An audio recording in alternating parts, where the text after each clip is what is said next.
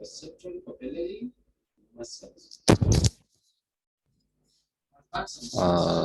الله الرحمن الرحیم. د نن ورځ موضوع مو د جین سټرکچر یا د جین ساختمان. په دې لکچر کې به موږ پوه شو چې مثلا یو جین د کومو برخو نه جوړ شوی دی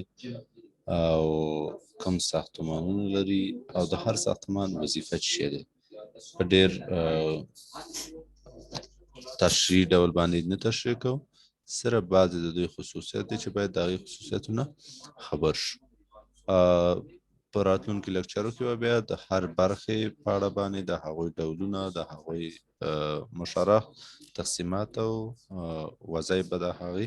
بحث کوو.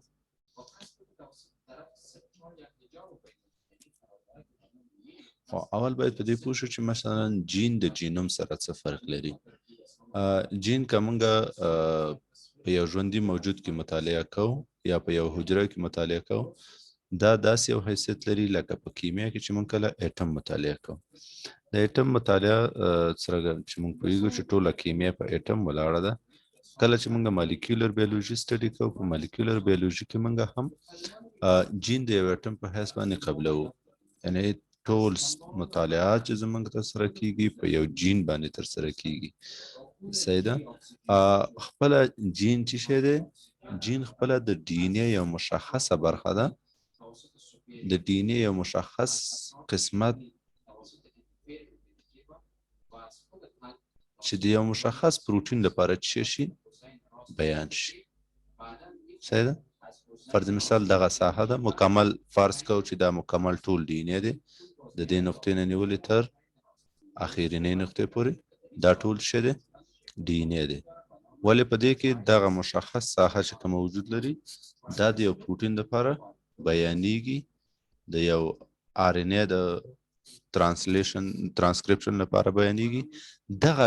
کمه ساحه چې د یو مشخص آر ان اے لپاره بیانېږي یا د یو مشخص پروټین لپاره بیانېږي، دغه ساحې ته موږ څه ویو؟ جین ویو. صحیح ده. پس بیا تکراروم، جین د ډي ان اے هغې برخې ته ویل کېږي چې د یو مشخص آر ان اے لپاره ترانسکریپټ کېږي، یو مشخص آر ان اے لپاره ترانسکریپټ کېږي. اوس دغه مشخص آر ان اے کېدلی شي چې یا به شکل مستقیم خپله وظیفه ترسره کړي، مثلا ټي آر ان اے دی، آر آر ان اے دی، او یا هم کېدلی شي چې دغه مشخص برخه بالاخره لاړ شي او موږ ته په نتیجه کې څه جوړ کړي؟ یو مشخص پروټین جوړ کړي. صحیح ده. یو مشخص پروټین موږ ته انکوډ کړي. پس دا ساحه د څه په نامه یادېږي؟ د جین په نامه یادېږي. صحیح ده. ولې جینوم بیا څه دی؟ جینوم بیا مکمل د ډي ان اے مکمل زنجیر ته شوی جینوم. صحیح ده. کله چې موږ په یو حجره کې هغه که یوکاریوټیک کې که پروکاریوټیک کې د حجرې ټول عمومي سټرکچر د ډي ان اے که چېرته وګورو، هغه ډي ان اے که په داخل د هسته کې وجود لري، هغه ډي ان اے که په داخل د مایتوکونډریا کې وجود لري، هغه ډي ان اے که په داخل د کلوروپلاست کې وجود لري، په هر قسمت د حجرې کې چې وجود لري، مجموعه د ټولو ډي ان اے ګانو د څه په نامه یادېږي؟ د جینوم په نامه یادېږي. صحیح ده. په مجموع کې مونږ جینوم په درې برخو باندې تقسیمو چې یو ته کروموزومل ډي ان اے وایي، بل ته پلازمیډ وایي او بل ته اورګانیلر ډي ان اے وایي. صحیح ده. کروموزومل ډي ان اے په حقیقت کې کوم ډي ان اے دی؟ د هغه ډي ان اے څخه عبارت دی چې په داخل د هسته کې وجود لري او په کروموزومي ډول باندې. صحیح ده. چې په یوکاریوټیک کې فرق کوي نسبت ژوندي موجوداتو ته، چې ژوندي موجود مثلا څه رقم دی، د هغې ژوندي موجود په حساب باندې تعداد د کروموزومونو فرق کوي. چې مثلا موږ که په انسان کې مطالعه کوو، په انسان کې مجموعاً څو کروموزوم وجود لري؟ 46 کروموزوم. صحیح ده. یا 23 جوړې دي، 23 جوړې دي او یا هم 46 کروموزومه دي. ولې په نورو حیواناتو کې کېدلی شي چې دوی فرق کې یو موجود د بل موجود څخه کېدای شي مثلا متفاوت پلازمید بیډ چې دی پلازمید هم یو قطعه د ډي ان اې ده صحیح ده چې دا هم بیا په هسته کې وجود لري ولې وظیفه د دې انقسام د دې ریپلیکیشن د دې چې مثلا تعداد د دې زیاتېږي انډیپندنټلی یعنی په ازادانه ډول کولی شي چې یو پلازمید په داخل د حجره کې خپل تعداد زیات کړي صحیح ده د کروموزوم پورې تړلی نه دی د نورو د ځان لپاره خپله جدا مشینري لري اورګانیلر ډي ان اې کوم یو ډي ان اې دی اورګانیلر ډي ان اې چې د حجرې په اورګانیلونو کې وجود لري مثلا که په نباتاتو کې مونږ فرض کړو په نباتاتو کې مونږ کلوروپلاست لرو صحیح ده خپله کلوروپلاست پر نباتات یا په پلانټس کې په خپل ځان کې ډي ان اې لري چې دا ډي ان اې بغیر د هستې د امر نه کولی شي خپل تعداد څنګه کړي زیات کړي یعنی کله که مثلا ضرورت پیدا کیږي یو پلانټ ته چې په خپل ځان کې باید په زیات اندازه کلوروفیل جوړ کړي په زیات د دې لپاره باید اول شی وکړي خپله کلوروپلاست تعدادونه خپل زیات کړي د تعداد د زیاتېدو لپاره خپله حجره دا قابلیت لري چې اورګانیلر ډي ان اې بغیر د دې نه چې کروموزومل ډي ان اې یا پلازمید ډي ان اې خپل تعداد زیات کړي اورګانیلر پلازمید کولی شي چې خپل تعداد زیات کړي یا مثلا که موږ وګورو په انسانانو کې یا په ټول یوکاریوټیک کې مایټوکانډریا ده صحیح ده مایټوکانډریا بیا چې په ټول یوکاریوټیک حجراتو کې وجود لري د دې وظیفه به څه ده د دې وظیفه هم مثلا په هغه وخت کې چې خپل عضویت ډېر اندازې انرژي ته ضرورت لري موږ پوهیږو چې د مایټوکانډریا وظیفه څه ده د انرژي تولید دی اوس که انسان مثلا ډېر فعالیت کوي سپورت کوي اکسرسایز کوي یا بل هم فزیکي کار کوي په هغې صورت کې خپله تعداد د مایټوکانډریا باید په حجره کې زیات شي بغیر د دې نه چې زمونږ حجرات انقسام وکړي بغیر د دې نه چې زمونږ هسته انقسام وکړي یا بغیر د دې نه چې زمونږ کروموزومل ډي ان اې انقسام وکړي زمونږ صرف څه کوي اورګانیلر ډي ان اې چې په مایټوکانډریا کې وجود لري هغه څه کوي ریپلیکیشن کوي صحیح ده کله چې ریپلیکیشن کوي په ریپلیکیشن په نتیجه کې د یو ډي ان اې نه موږ ته دوه ډي ان اې لاسته راځي صحیح ده او بالاخره هماغه کوم اورګان چې وجود لري هغه اورګان خپل تعدادونه څنګه کوي زیاتوي مثلا که موږ چېرته د لیور سیل فرض کو د لیور په یو سیل کې تقریبا 2000 مایټوکانډریا وجود لري صحیح ده 2000 عدده مایټوکانډریا وجود لري تقریبا ها اوس که چېرته د لیور فعالیت نور هم زیات شي د وظایفو په اساس باندې یا مثلا د کوم ډیزیز په اساس باندې چې خپله لیور باید ډېر مقدار انرژي تولید کړي په دې صورت کې څه کېږي خپله د مایټوکانډریا ډي ان اې ریپلیکیشن کوي او د یو ډي ان اې نه دوه ډي ان اې لاسته راځي او تعداد د مایټوکانډریا په نتیجه کې څنګه کېږي زیاتېږي فرض مثال ضرورت پیدا کېږي چې 2500 مایټوکانډریا موږ باید په حجره کې ولرو نو په دې صورت کې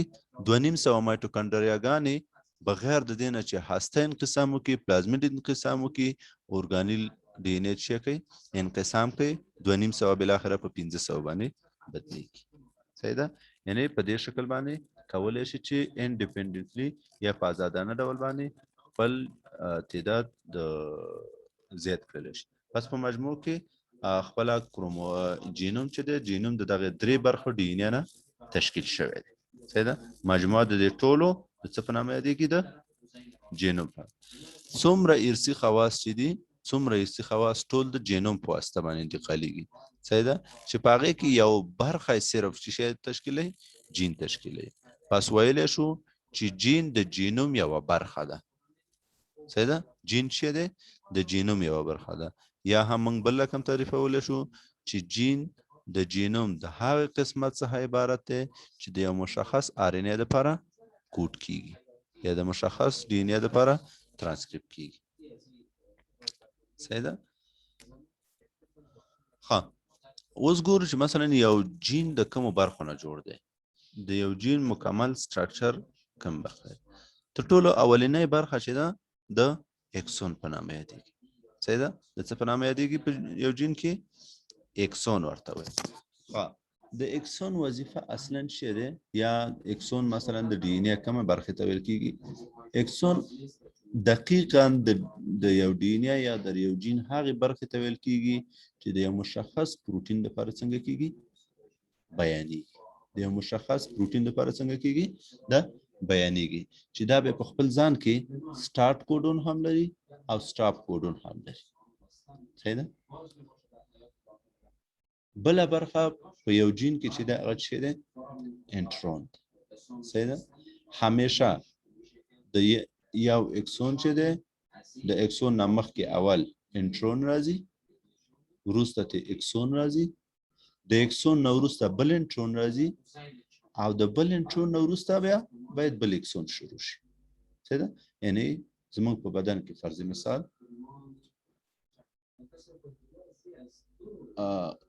په نظر کې کوونیسو مونږه چې دا زمونږ یو جینوم دی صحیح ده دا زمونږ څه دی مکمل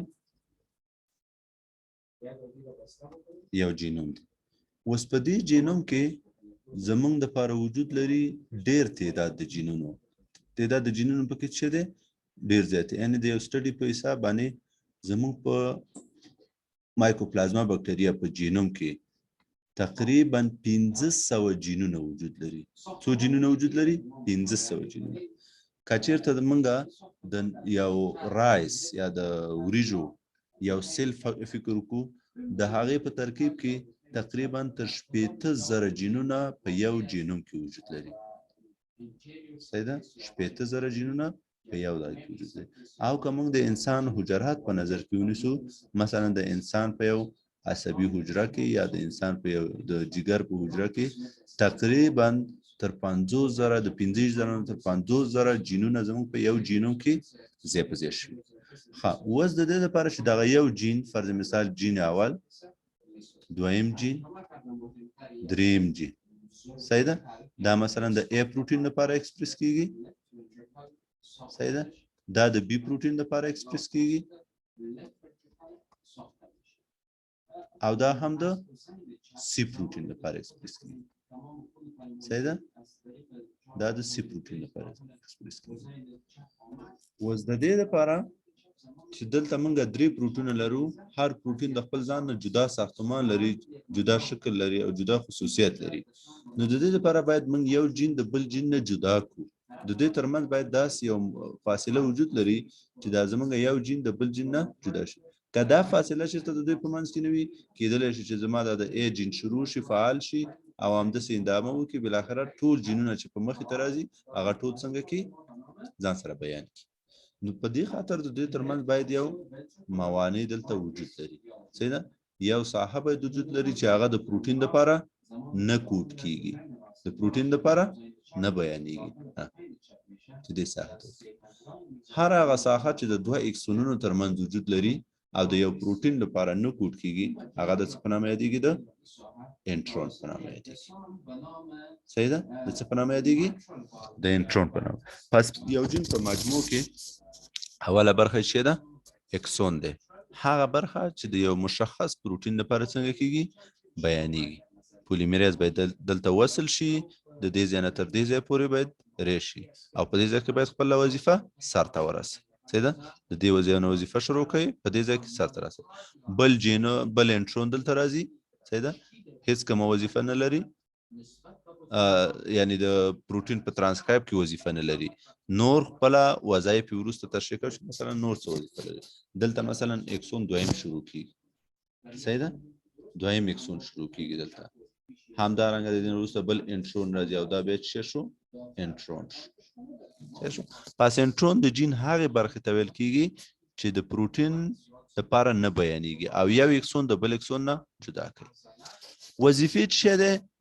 تر ټولو مهمه وظیفه چې تر اوسه پورې پیژندل شوې ده د یو انټرون خپل د اکسون کنټرول دی په دې معنی باندې چې مونږ غواړو د اکسون نه یو پروتین تولید کو شوکو یو مشخص پروتین د دینه مونږ تولید کو اوس فرض مثال دا پروتین دی زمونږ هیموګلوبین پروتین هیموګلوبین په نارمل ډول زمونږ په بدن کې څنګه دی فرض مثال د 14 نه تر 14 پورې دا زمونږ په نرانو کې د دې نارمل لیول دی څه ده ګرام پر ایم ایل اوس په دې اندازه زمونږ پروتین په بدن کې وجود لري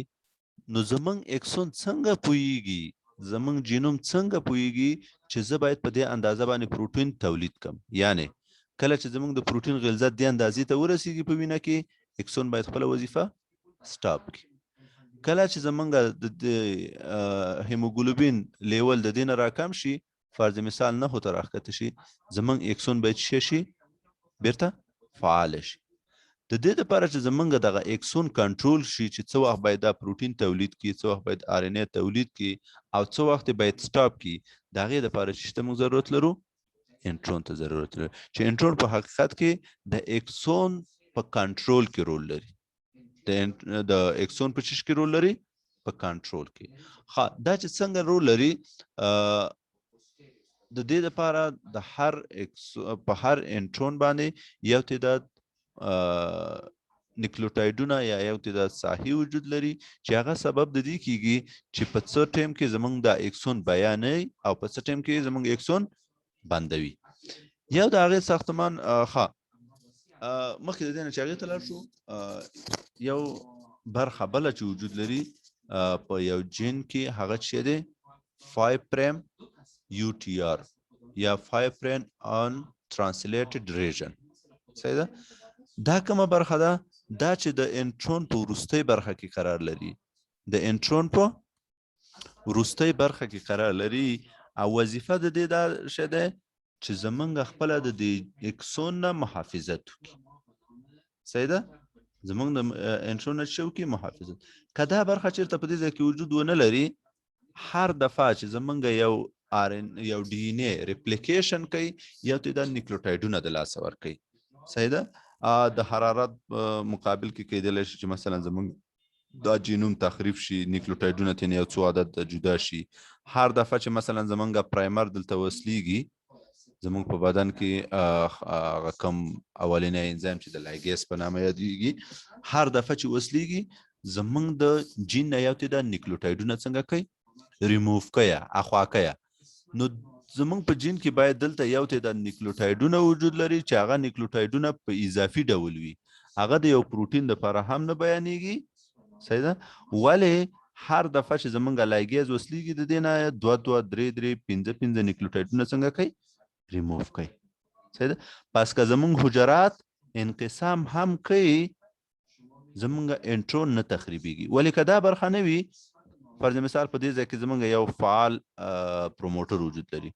اوس که زمونږ لایګیز وصل شي په اول قدم کې زمونږ د پروموټر نه نیکلوټایډونه اخوا کوي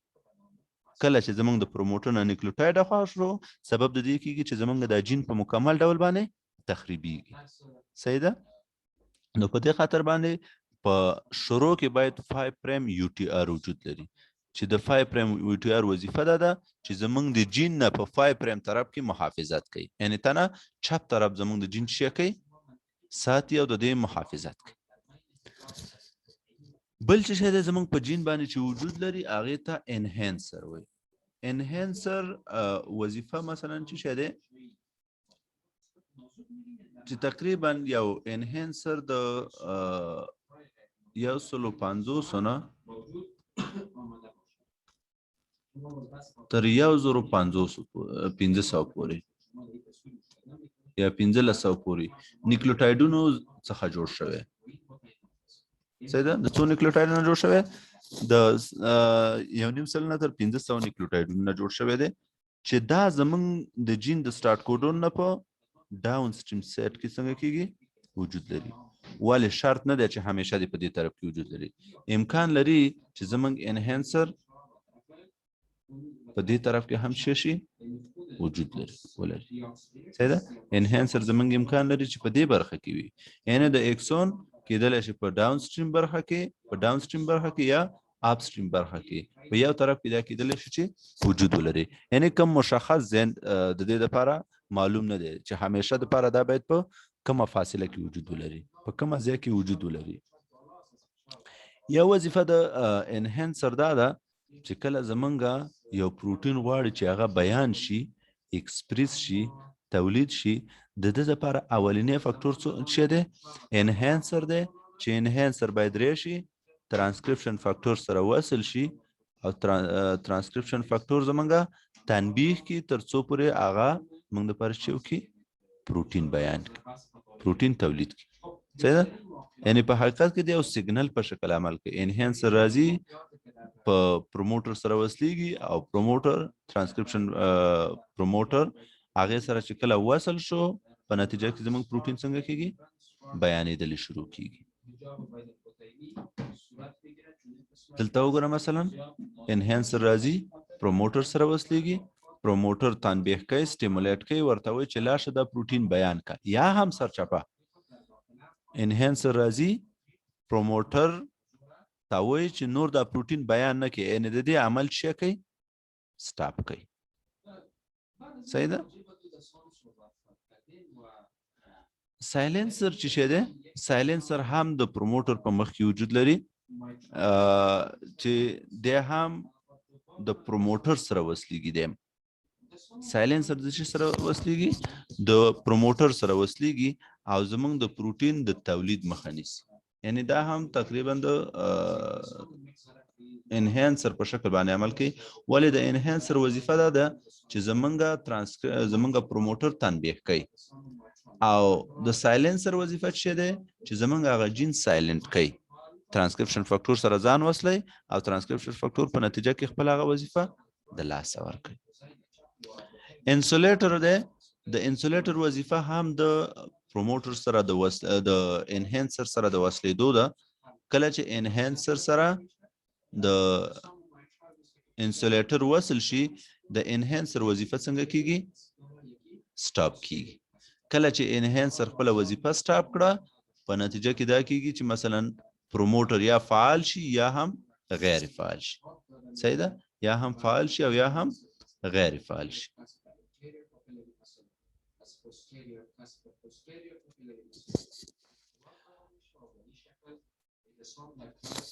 په یو جین کې چې خپل د اکسون چې کله مثلا د یو پروتین د لپاره بیانېږي شروع باید چې شی وکړي د یو مشخصې نقطې نه وکړي صحیح ده د یو مشخصې نقطې نه باید یو پروتین شروع شي داسې نه دی چې مثلا په هر ځای کې د پولیمیریز خوښه شوه ریشې باید دلته خپل ځان وصل کړي نه د پولیمیریز د وصلېدو دپاره موږ باید اول یو نقطه چې کړو وپېژنو مشخصې کړو مشخصه نقطه د دې لپاره چې ترانسکرپشن زموږ شروع شي د پروتین دپاره هغه چې دی نیوکلیوټاید زموږ د سټارټ کوډون په نامه یادېږي چې سټارټ کوډون زموږ په نارمل ډول باندې څه دی AUG دی صحیح ده یا ATG دی چون په RNA کې د تایمین په ځای باندې یوراسیل دی نو دلته موږ وایو چې په DNA کې زموږ ATG دی صحیح ده د ATG وظیفه دا ده چې د یو RNA چې د یو پروتین لپاره باید بیان شي د کوم ځای نه باید شروع وکړي د ATG صحیح ده بل چې شه ده کوډینګ سیکوینس دی کوډینګ سیکوینس هماغه ساحه ده چې د یو مشخص پروتین لپاره کوډ کیږي صحیح ده چې په هغې صورت کې مثلا په دې طرف کې موږ سټاپ کوډون لرو صحیح ده مثلا دا زموږ څه دی سټاپ کوډون دی و سټاپ کوډون زموږ د پروتین برخه خو نه راځي که نه ځکه کله چې زموږ پولیمیریز دې ځای ته ورسیږي سټاپ کوډون ته ورسیږي زموږ پولیمیریز دا نه پیژني چې دا کوم نیوکلیوټاید دی همدغه کیږي چې زموږ پروتین په دې ځای کې څه کیږي خپل وظیفه قطع کوي او دلته AUG هم د دې پارت شو پس دغه ساحه کوم نه چې موږ ته پروتین لاسته راځي دې ساحې ته موږ څه وایي کوډینګ سیکوینس اکسون سره فرق څه ده په اکسون کې زمونږ سټارټ کوډون هم شامل دی سټاپ کوډون هم شامل دی صحیح ده هم سټارټ کوډون شامل دی هم سټاپ کوډون په کوډینګ سیکوینس کې زمونږ سټاپ کوډون شامل نه دی ولی ځکه چې دا هیڅ بیان شوی نه دی دا هیڅ زمونږ پروتین ته راغلی نه دی سټاپ کوډونونه دا نیوکلیوټایډونه دي صحیح ده UGA یا TGA TAA TAG دا درې دانې چې پاپولر سټاپ کوډونونه دي د دې وظیفه څه ده د دوی وظیفه دا ده چې زمونږ د پروټین بیانېدل باید سټاپ کړي. که چېرته سټاپ کوډون نه وي زمونږ پولیمریز راځي او همداسې مخې ته ځي.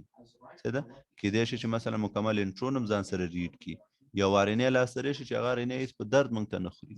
صحیح ده. نو د دې لپاره به وجود ولري باید. او بل چې دی مثلا سیکنډ انټرون دی، صحیح ده، چې مثلا بل انټرون باید راشي تر څو پورې چې دلته زمونږ بل جین شروع شي یا بل اکسون شروع شي. او په اخر کې زمونږ د دې انټرون په اخر کې یو ساحه وجود لري څه په نامه د 3' یو ټي آر یا 3' untranslated region. 3' untranslated region وظیفه څه شی ده؟ د دې وظیفه دا ده چې زمونږ خپل د کوډینګ سیکوینس چې کوم دی دا ساحه چې کومه ده د دې نه څه کوي؟ محافظت کوي. یعنی خپل دا هم د دویم د انټرون برخه ده. څه ده؟ د انټرون په برخه کې راځي. څه شی؟ زمونږ د 3' یو ټي آر. دې ځای کې مثلا فرض مثال دلته وجود لري، اصلا خو دا ما لږ د انټرون زیات ورکړی دی، دا باید لنډ وي په دې ځای کې، ځکه باقي مانده انټرون افل او طرف ته ځي چې دا وظیفې ترسره کوي. صحیح ده. اوس په دې انټرون کې دا ځای د څه په نامه یادېږي؟ 3' یو ټي آر. د 3' یو ټي آر یو وظیفه دا شوه چې زمونږ خپله دا جین ساتي. جین زمونږ د تخریب نه جلوګیري کوي په 3' طرف کې. 5' طرف کې خو زمونږ دا وجود لرو د دې محافظت کوو. 3' یو ټي آر کې زمونږ دا وجود لري چې د دې طرف نه زمونږ جین باید محفوظ وساتل شي. او په آخر کې پولیټیل دی. پولیټیل د 3' یو ټي آر نه وروسته شروع کیږي. وظیفه د دې څه ده؟ وظیفه د دې هم محافظت دی. ولې زمونږ د جین محافظت نه، زمونږ د آر ان اے محافظت، د ام آر ان اے محافظت. صحیح ده. کله چې زمونږ د دې پروټین نه ام آر ان اے تولیدېږي، صحیح ده، ام آر ان اے داسې زنجیر لري او په آخر کې باید دلته څه وجود ولري؟ ډېر تعداد د ای باید وصول لري، یعنې د 20 اډینین نه باید زیات ای دلته وجود ولري. د دې ای وظیفه څه شی دی؟ زمونږ د دې ام آر ان اے محافظت دی. صحیح ده. زمونږ د څه محافظت دی؟ د ام آر ان اے محافظت یا د دې ساتنه کوي. ځکه که دا ای وجود ونه لري کیدای شي زمونږ د ام آر ان اے دلته تخریب شي. پس همدغه پولی ایټیل زمونږ د څه لپاره کار کوي؟ زمونږ د ام آر ان اے محافظت کوي. دا و زمونږ د نن ورځې درس. د پوښتنې په صورت کې کولی شي چې کامنټ وکړئ. مننه.